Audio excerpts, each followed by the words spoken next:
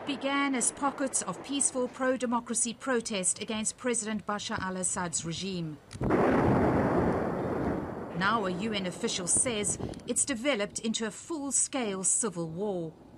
Both the US and European countries have repeatedly accused Russia of being partly responsible for the escalation of the conflict in Syria. Russia has used its UN Security Council veto to prevent armed sanctions being imposed on Damascus, to force it to halt its assault against protesting civilians. The US has accused Russia of making matters even worse by providing arms to the Syrian government. We are concerned about the latest information we have that there are attack helicopters on the way from Russia to Syria. Those opposing the Assad regime have no option but to fight back, as government shelling of cities, towns and villages continues unabated. Anti-government activists have also been retaliating by destroying military vehicles. This shows a Syrian army tank being blown up in Aleppo, a town which is reportedly being surrounded by government troops, massing in preparation for a full-scale assault.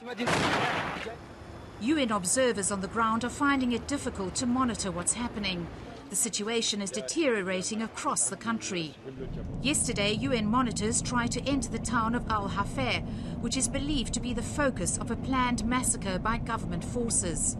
They were turned back by angry crowds, and shots were fired at their vehicles. The source of fire is still unclear. Our observers are now back at their bases. They are secure. We are looking into the incident. We're trying to ascertain the facts around the incident. Amid the violence, the UN says the treatment of children by government forces has become quite horrific. Children as young as 9 are being killed, maimed, arrested, tortured, sexually assaulted and recruited. The Syrian army is using children as human shields, as are opposition forces. The United Nations also received some credible allegations of the use of children by the armed opposition, including the Free Syrian Army. We must say that at the command level, there is a policy against recruitment, but this is occurring in the field. But the situation is deteriorating fast and is threatening to spill over into neighboring countries such as Turkey and Lebanon.